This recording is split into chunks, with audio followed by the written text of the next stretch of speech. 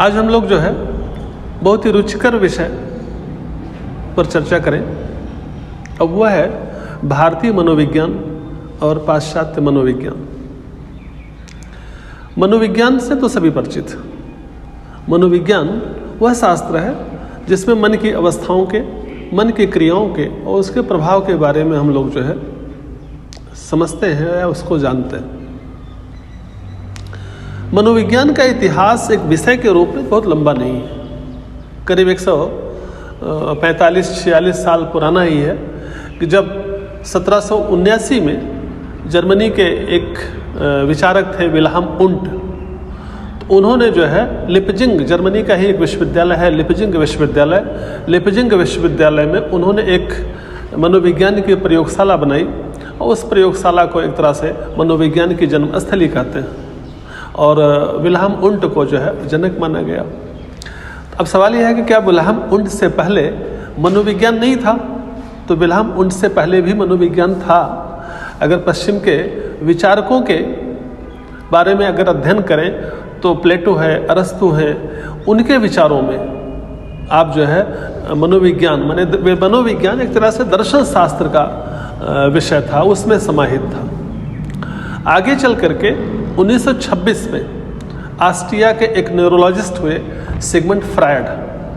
तो Sigmund Freud ने मनोविश्लेषण का सिद्धांत दिया, मनोविश्लेषण की थियरी ऑफ साइको एनालिसिस उन्होंने एक पुस्तक लिखी और उसमें उन्होंने मन की ग्रंथियों को पूरी तरह से खोल के रख दिया। मनोविज्ञान जो है, मनोविज्ञान में मन का संबंध आत्मन से है, व्यक्तित्व से है, मन से है। अब यह है सवाल यह है कि मन क्या है? मन जो है एक अमूर्त संप्रत्यय है, एक कॉन्सेप्ट है ना। हम सब पूरी तरह से पूरा व्यक्तित्व, पूरा जीवन मन से गवर्न होता है, लेकिन मन को जो है न तो हम देख सकते हैं, न तो छू सकते हैं, है ना, न तो सूंघ सकते हैं, लेकिन मन को महसूस कर सकते हैं। एक हाइपोथेटिकल प्रिंसिपल है, परिकल्पनात्मक सिद्धांत है। फ्रायड जो है मन को परिभाषित कहते हैं कि मन जो है व्यक्तित्व का वह कारक है ना, कि जो मतलब अपनी सारी शक्तियों को एक साथ करता है और हमारे व्यवहार को वातावरण के साथ जोड़ करके समायोजित कर लेता है। और जो व्यक्ति अपने व्यवहार को वातावरण के साथ जितने अच्छे तरीके से समायोजित कर लेगा, अनुकूल कर लेगा, परिस्थितियों के अनुसार ढाल लेगा, उसका जीवन उतना ही अच्छा बनेगा।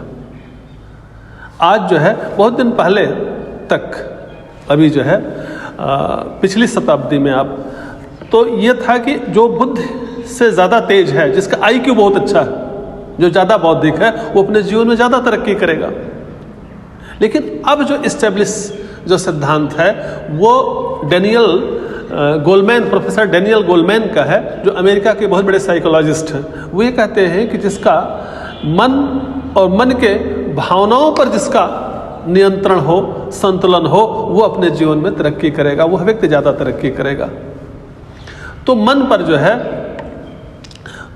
मन आपके व्यक्तित्व को पूरी तरह से निर्धारित करता है, वो अनुकूल बनाता है परिस्थितियाँ तो आपके सामने ऊपर नीचे हमेशा आती रहती हैं। तो आपका व्यवहार परिस्थितियों के अनुकूल कैसे होगा, यह डिपेंड करता है कि आपका मन उसे डिसाइड करता है, वो कारक।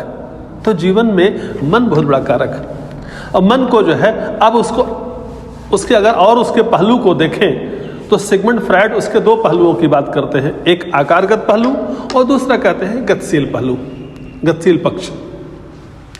उसके जो है आकारगत पहलू में वो 3 तरह की बात करते हैं। वो कहते हैं कि मन जो है कॉन्शियस माइंड, अनकॉन्शियस माइंड और सबकॉन्शियस माइंड, 3 तरह के मन की बात करते हैं उसके आकारगत पहलू में। तो कॉन्शियस माइंड का संबंध जो है सीधा प्रत्यक्ष से है, डायरेक्ट है। जैसे हम कोई कार्य करते हैं, है ना, तो जो कार्य करते हैं, जो दिखता है, तो वो सारे कार्य हम पढ़ रहे हैं, लिख रहे हैं, काम कर रहे हैं, है ना, कहीं जा रहे हैं, कहीं बात कर रहे हैं, हम आपसे बात कर रहे हैं, वो सब जो है आपके कॉन्शियस माइंड का हिस्सा है।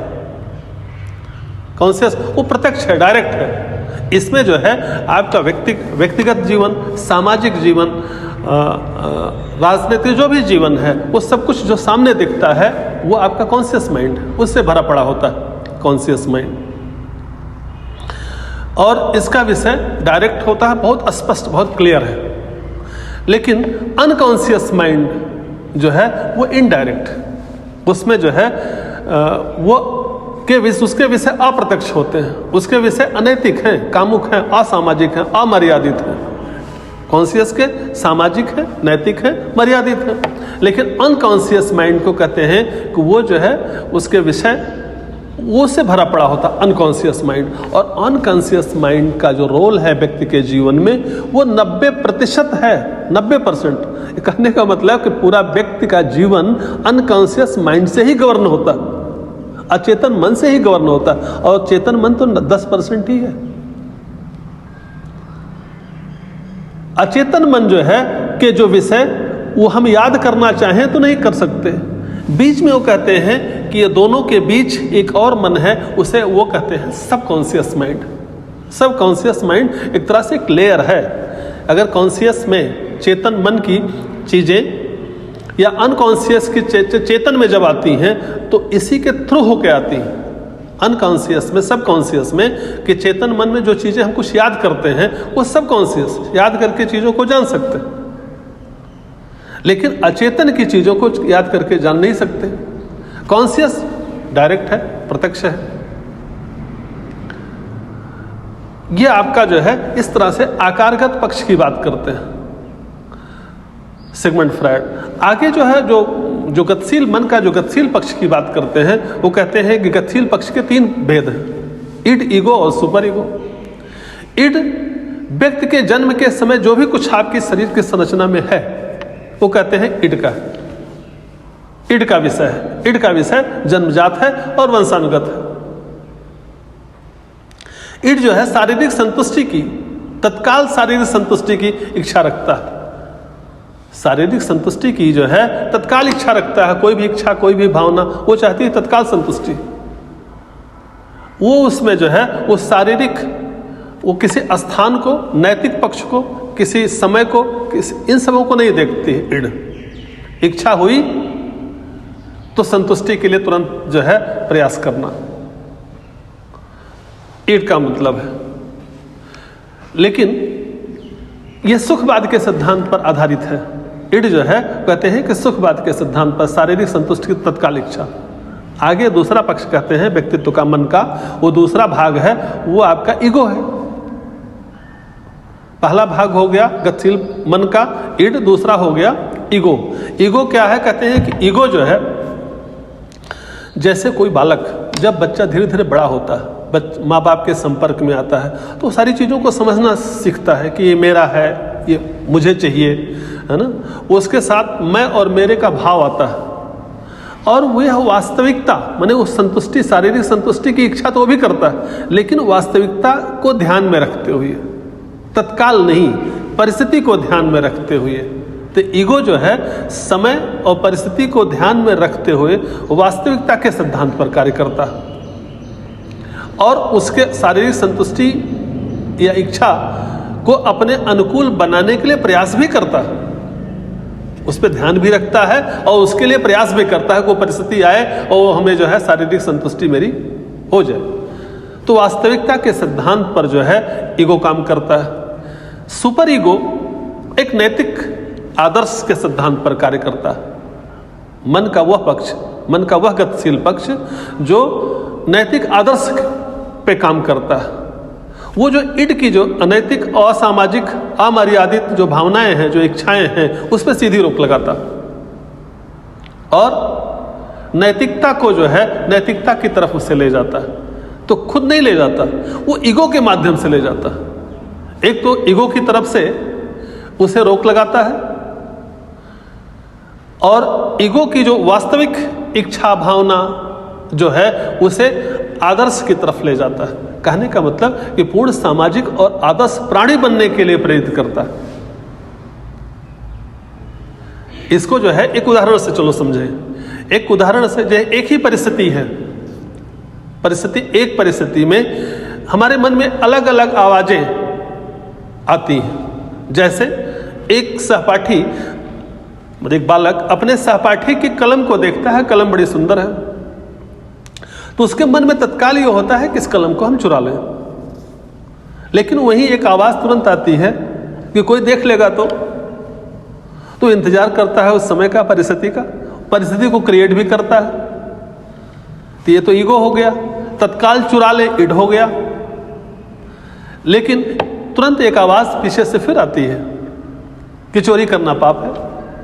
वो माँ बाप से सीखा है, माँ बाप से जब बड़ा होता गया तो धीरे धीरे वो सीखा, सामाजिकरण की प्रक्रिया में वो धीरे धीरे सीखा कि चोरी करना पाप है। तो उसे एक आवाज आती है कि चोरी करना पाप है। ये कौन कह रहा है? Super ego. तो एक ही परिस्थिति में 3 तरह की आवाजें आ रही हैं, इड की, ईगो की और सुपर ईगो की। अच्छा, अगर तीनों में संतुलन हो तो मानव जीवन बहुत अच्छा है, लेकिन सामान्यतः ऐसा होता नहीं। हमारे जो है तीनों में असंतुलन बना रहता है, और तीनों में जो है हमारी इच्छाओं में हमारी असंतुलन, तो जो हमारी इच्छा है वो कहीं न कहीं अधूरी रह जाती है, और जो इच्छा अधूरी रह जाती है वो कहीं न कहीं जाके संचित हो जाती है अचेतन में संचित हो जाती है, तो कुंठा का शिकार बन जाती है, मतलब वो ग्रंथ बन जाती। और ऐसी बहुत सारी ग्रंथियां आ जाती हैं, बहुत सारी हमारी इच्छाएं हैं जो अधूरी हैं, नहीं पूरी हो पाती हैं, तो सब अचेतन में चली जाती। अचेतन में जाकर के कुंठा बन जाएगी, वो ऊपर आने की कोशिश करेगी, तो आदमी जो है मनोरोगी हो जाता, रोगों का शिकार हो जाता। तो फ्राइड कहते हैं कि व्यक्ति जो है कि ज्यादातर जो रोग हैं वो मन के हैं, 80% रोग है उसके मन के, सब अचेतन में जाकर के पड़े हैं, हम जानते नहीं हैं, लेकिन हमारा व्यवहार हमारे उसी अचेतन से गवर्न होता। तो अगर अपने रोग को ठीक करना है तो झांक करके देखो कि मेरे अचेतन में कौन सी कुंठा है जो पूरी नहीं हो पाई और आकर के मुझे परेशान कर रही है। तो अचेतन में कैसे देखेंगे? तो कहते हैं कि अचेतन में देखने का सम्मोहन विधि है। मन को सुला दीजिए, या मन को कहीं किसी से बातचीत में ऐसी जगह लेके चले जाइए को अपनी बात को, उसको अपनापन उसको दिखाइए, वो अपनी बात आपसे कह दे, तब उसके मन को अंदर बैठी हुई जो अचेतन मन में जो कुंठा है अचेतन में, वो उसे आप जान जाएंगे और फिर उसे पूरे करिए तो रोग ठीक हो जाएगा। तो फ्रायड जो है मन का विश्लेषण करके और उसे बताते हैं कि कैसे जो है एक स्वस्थ अच्छा जीवन हम जी सकते हैं। रोग निदान कैसे कर सकते हैं? अचेतन में झांक करके सम्मोहन विधि से, या मन को सुला दीजिए अचेतन में जाकर के, तो मन को ठीक करिए, रोग ठीक हो जाएगा। अब सवाल यह है कि मन का अगर फ्रायड के सिद्धांत को हम समझें जाने, तो फ्रायड के चिंतन की कमी क्या है? वो कहते हैं कि मन के रोग को ठीक करने के लिए क्या करना है कि उसे मन को उसे फ्री एक्सप्रेशन माने उसे पूरा कर देना, उसे जानना है, उन कुंठाओं को जानना है पहले किस वजह से ये रोग है, इसे पूरा करने के लिए उसे फ्री दे देना, एक्सप्रेशन, फ्री एक्सप्रेशन। अगर फ्री एक्सप्रेशन दे दे तो जीवन में संयम का क्या मतलब होगा? संयम की तो धज्जी उड़ जाएगी। और फ्री एक्सप्रेशन का मतलब कि मन में क्या है? शारीरिक संतुष्टि, और शारीरिक संतुष्टि में जो मर्यादाओं का क्या है ना, तो इस पे यौनाचार और दुराचार बढ़ गया। तो अगर जो है फ्री एक्सप्रेशन दे दे मन को। दूसरा ये कहते हैं कि वो धर्म को उनके सामने कोई रोग, मतलब मन के रोगी ही उनके सामने ज्यादा आए। पूर्ण मानव की कल्पना उन्होंने नहीं की। पूर्ण मानव जैसे महात्मा बुद्ध पूर्ण मानव, तो पूर्ण मानव ये भी तो मन ही है। मन की शक्तियों से ही तो पूर्ण मानव बना। धर्म का सहारा लिया और मन की ताकत को मजबूत किया, तो वो अपने अचेतन में कुंठा या फ्रस्ट्रेशन ही देख पा रहे हैं। लेकिन हमारे मन में हमारी जो है मूल्य भी है, मतलब शारीरिक संतुष्टि की इच्छा ही नहीं, मूल्य भी हैं, तो उन मूल्यों को बढ़ा करके हम जो है एक आदर्श प्राणी या पूर्ण मानव बन सकते हैं। तो जब धर्म की बात होती है तो कहते हैं कि धर्म को मानते नहीं, तो ये कहते हैं कि ये जो है मन को भरमाने का काम है।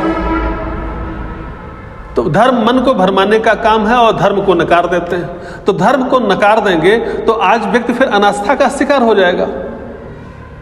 आज विज्ञान ने इतनी तरक्की कर ली, इतनी प्रगति कर ली, तो गति तो है जीवन में, लेकिन आज सब सारे फ्राइड के चेले हो गए। धर्म को न मानने की वजह से सब अनास्था के शिकार होते चले गए। दिशा नहीं है, तरक्की है तो मानव के जीवन में तरक्की तो है, विज्ञान ने तरक्की की, लेकिन दिशाहीन। आज जीवन क्या है? असंतोष, फ्रस्ट्रेशन, तनाव, दुश्चिंताएं, सब मनोरोगी होकर घूम रहे हैं। फ्री एक्सप्रेशन, संयम की धज्जी उड़ी। दूसरा, अनास्था का शिकार। फ्राइड से भिन्न जो है, जो भारतीय मनोविज्ञान है, वो फ्राइड से वो अपने विचार को भिन्न रखता। और भारतीय मनोविज्ञान के जो जनक हैं वो महर्षि पतंजलि। भारतीय मनोविज्ञान को सबसे पहले बाहर ले आने का काम स्वामी विवेकानंद ने किया। जब अमेरिका में उन्होंने राय योग पर लेक्चर लिया, तब जो है पश्चिम के विचारक तब समझे, अच्छा भारत में भी मनोविज्ञान है, और मनोविज्ञान है पतंजलि का मनोविज्ञान। पतंजलि जो है मन को क्या कहते हैं? वो कहते हैं कि मन जो है वो हमारे सूक्ष्म शरीर का एक उपकरण है, एक अस्त्र है। हमारा जो स्थूल शरीर के अंदर सूक्ष्म शरीर है, उसके अंदर का एक उपकरण है। मन के अलावा 3 उपकरण और भी हैं। वो बुद्धि है, चित्त है और अहंकार है। इन चारों उपकरणों को अंतःचतुष्टय कहा गया। तो मन जो है एक साधन है। इसको जो ताकत मिलती है, मन जो चैतन्यवान होता है वो आत्मा की चेतना से चैतन्यवान होता। मन में कोई चेतना नहीं, मन की चेतना, तो मन एक साधन है, वो जड़ वस्तु है और आपके लक्ष्य तक पहुंचाने का वो साधन के रूप में कार्य करता। जब ये विषयों से जुड़ जाता है, मन जो है विषयों से जुड़ जाता है, रूप, रंग, रस, वस्तु, पदार्थ, तो बंधन की स्थिति हो जाती है। और जब विषयों से उसे ज्ञान करा दिया जाए कि मन जो है तुम स्वतंत्र नहीं हो, तुम क्या हो? जड़ वस्तु हो। अब उसकी जड़ता और इस काठ की जड़ता में फर्क है। मन की जड़ता, काठ की जड़ता में कोई प्रकाश की छाया नहीं पड़ेगी, लेकिन मन की जड़ता जैसे स्फटिक है, स्फटिक की माला, स्फटिक की माला पे अगर कोई प्रकाश पड़ता है तो प्रकाश का प्रतिबिंब उस पर दिखाई देगा। तो स्फटिक की माला की तरह से ही जो है मन है। तो चेतना का प्रकाश मन पर जब पड़ता है तो मन जो है आपका चैतन्यवान हो जाता है। और उसे यह ज्ञान करा दिया जाए कि तुम्हारी जो चेतना है वह चैतन्यता है, वो चेतना की वजह से है, उस आत्मा की वजह से, आप आत्मा भी कहें, परमात्मा भी कहें, उसकी वजह से है। वह स्वतंत्र नहीं है, वो एक साधन है, वो जड़ वस्तु है। जब समझ में आ गया जड़ कैसे है, कि जड़, उसकी जड़ता और काठ की जड़ता में क्या फर्क है? कि वो आत्म चैतन्य के प्रकाश को प्रतिफलित कर देता है, उसकी छाया को दिखा देता है, लेकिन काठ नहीं दिखा पाता। लेकिन वो उसके हाथों की, आत्मा के हाथों की वो कठपुतली है। इसीलिए जो है मन, और उधर जो है सिगमंड फ्रायड या पश्चिम के विचारक क्या कहते हैं कि मन जो है, मन अंतिम वस्तु है, वो सबसे बड़ी सत्ता है। मन से बड़ी सत्ता वो स्वीकार नहीं करते, लेकिन भारतीय विचारक मन से बड़ी सत्ता को स्वीकार करते हैं आत्मा के रूप में, और वो आगे की सत्ता जो चौथे मन की बात कहते हैं, मन की जो तीन अवस्थाएं, तीन तरह की अवस्थाएं, कॉन्शियस, अनकॉन्शियस, सब कॉन्शियस, एक चौथी अवस्था है उत्तरीय अवस्था, आनंद की अवस्था। और जब उस अवस्था में पहुंच जाएंगे तो आपका अवचेतन वो नियंत्रित हो जाता, अचेतन। फ्रायड और भारतीय विचारकों में एक फर्क ये भी है कि हमारे यहां जन्म जन्मांतर की पूरी प्रक्रिया चल रही है। कर्म और कर्म संस्कार को माना गया। भारतीय विचारक कर्म और कर्म संस्कार को मानते हैं। तो कर्म क्या है? कर्म हम जो फिजिकली जो काम करते हैं भौतिक दृष्टि से, तो वह क्रिया जो संपादित हो रही है हमारे द्वारा, हम इसमें बोल रहे हैं क्रिया संपादित हो रही है, आप बैठे हैं वो क्रिया सुनने की क्रिया संपादित हो रही है, ये कर्म कर रहे हैं। तो यह भौतिक दृष्टि से जब तक कर रहे हैं तभी तक है, लेकिन इसका प्रभाव हमारे मन मस्तिष्क पर पड़ा रहेगा। तो मन मस्तिष्क पर जो प्रभाव पड़ा रहेगा वो है कर्म संस्कार। और जो भौतिक क्रिया संपादित हो रही है जब तक कर रहे हैं तब तक ये है कर्म। तो जो कर्म संस्कार जिसका मन पर आपका प्रभाव पड़ता है वो आपके अचेतन में जाकर के इकट्ठा हो जाता है। उस अचेतन में इसी जीवन के कर्म संस्कार नहीं होते, जन्म जन्मांतर के कर्म संस्कार होते हैं। सिगमंड फ्रायड जब सम्मोहन की विधि से अचेतन को या मन को पकड़ने के, नियंत्रित करने की जो कोशिश करते हैं, उसमें इसी जीवन के कर्म संस्कारों को पकड़ पाते हैं। लेकिन भारतीय जो विचारक हैं, या पतंजलि ने जो रास्ता बताया, उन्होंने कहा कि जो जन्म जन्मांतर के जो संस्कार हैं, जब तक वो उसे आप न भेद सकें तब तक मन को आप नहीं रोक सकते। इसीलिए जो है सिगमंड फ्रायड कहते हैं कि मन को नियंत्रित नहीं किया जा सकता, क्योंकि वो इसी जीवन के कर्म संस्कारों को मानते हैं, वहीं तक देख पाते हैं। लेकिन ये कर्म संस्कार इसी जीवन के नहीं है, न जाने हमारा कब से जीवन चल रहा है, और इतने वर्षों का, इतना ना जाने कितने सदियों का, कितने वर्षों का जीवन है, और उसके कर्म संस्कार जुड़े हुए हैं। तो जब तक इस पूरे अचेतन को साफ न कर लिया जाए, पकड़ न लिया जाए, तब तक मन को नहीं पकड़ा जा सकता, मन को नियंत्रित नहीं किया जा सकता। तो मन को नियंत्रित करने की भारतीय प्रणाली में एक पूरी पद्धति है कि मन को कैसे नियंत्रित करें। श्रीमद् भगवद गीता का 6वां अध्याय पूरा पढ़ लीजिए। ध्यान योग, मन को जो है नियंत्रित करने की पूरी प्रक्रिया ही उसमें है।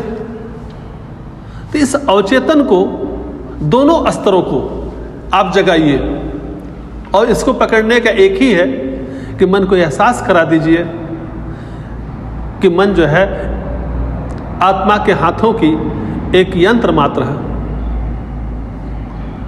वो कैसे करेंगे? अवचेतन को पकड़ने की क्या प्रक्रिया है कि आप इड़ा और पिंगला को संतुलित कर दीजिए। साधना के द्वारा इड़ा और पिंगला, दो नाड़ियां जो है उसे आप संतुलित कर दीजिए, और इस जो है अवचेतन से पार चले जाइए, आप उसे पकड़ सकते हैं। अब इस प्रक्रिया में अवचेतन को जब आप सफाई की प्रक्रिया में जाते हैं तो आप जो आपके मन में जो बुरे विचार हैं, गंदे विचार हैं, उसे निकालना है और अच्छे विचारों से मन को भरना है ना। जैसे आप स्याही है, स्याही दावत, स्याही की दावत, जब आप उसे धोते हैं तो जल में, तो जल से धोते जाते हैं, तो शुरू में जैसे धोते हैं बहुत दिन के बाद स्याही जमी हुई है, तो जब उसको धोते हैं तो एकाएक आपको बहुत ज़्यादा उसमें स्याही नीला नीला सा दिखाई देगा। लेकिन धीरे धीरे जब ऊपर पानी ऊपर आता जाता है तो धीरे धीरे आपकी दावा साफ हो जाती है। उसी तरह से आपके जो अवचेतन मन में जो विचार है, गंदे को आप निकालते जाइए, है ना, और अच्छे विचारों को आप भरते जाइए। तो अच्छे विचारों को लगातार आप भरते जाएंगे तो जैसे नल का पानी है, तो नल का पानी आपका अच्छा विचार है, तो अच्छे विचारों को आप भरते जाइए और गंदे को निकालते जाइए, तो आपके मन में सब अच्छे ही विचार आ जाएंगे। जब अच्छे विचार आ जाएंगे तो मन की किसी तरह की तकलीफ और किसी तरह की पीड़ा, किसी तरह का रोग आप अच्छा कर जाएंगे, आप एक महान व्यक्ति बन जाएंगे। ये कैसे करेंगे? तो कैसे करेंगे? अभ्यास द्वारा। सबसे सरल उपाय तो यही है कि आप इस चीज को देखिए कि आपका मन जो काम कर रहा है वो कर क्या रहा है। मन के पीछे आप न जाइए, आप देखने वाले बनिए। आप देख रहे हैं मन को, मन कैसे कार्य कर रहा है, धीरे धीरे मन को नियंत्रित करिए। आप अच्छी संगति में आइए, अच्छे विचार, अच्छे लोगों के बारे में बात करिए, अच्छी पढ़ाई करिए। हमेशा मन को एहसास कराइए कि मन को देखने वाला मैं दृष्टा हूं। मन को जो है, मन जैसे कहे वैसे न जाइए, मन को देखने वाला बनिए, तो धीरे धीरे मन आपके नियंत्रण में आएगा। और मन आपका जो है, अगर ना कुछ है तो ईश्वर का नाम लीजिए, ना कुछ है ईश्वर का नाम लीजिए। मन नहीं नियंत्रित होता है तो उसी ऊपर वाले से कहिए कि हे भगवान, हमारा मन नियंत्रित नहीं हो रहा है, आप इसे ठीक करो, आप ठीक करो, ठीक करो। चिल्लाइए, रोइए, लेकिन उससे कहिए, तो धीरे धीरे आपका मन जो है पकड़ में आ जाएगा, मन नियंत्रित हो जाएगा, है ना। मन को फ्री एक्सप्रेशन नहीं देना, मन को नियंत्रित करना। मन की ताकत नहीं है, और मन जब आपका नियंत्रण में आ जाएगा तो इस मन से जो साधना आप चाहेंगे वो साधना आपकी पूरी हो जाएगी। चाहे अध्यात्म के रास्ते पर हो, चाहे सांसारिक जीवन के रास्ते पर हो। तो ये आपके अभ्यास करिए, और अभ्यास का सबसे सरल उपाय यही है कि शांत होकर के बैठिए, और शांत होकर के बैठिए। मन जहां जाए उसे आप खाली देखिए, और कि मैं दृष्टा हूं, मैं देखने वाला हूं, मैं मन नहीं हूं। अच्छे विचारों से, अच्छे लोगों की संगत में आइए, धीरे धीरे आपका मन नियंत्रित होगा। परमात्मा की शरण लीजिए और जोर जोर से कीर्तन करिए, उसके बाद सारे काम करिए। बहुत संक्षेप में जो है एक अवधारणा है, डिटेल हम लोग फिर कभी और विस्तृत इसकी चर्चा करेंगे। आज बस इतना।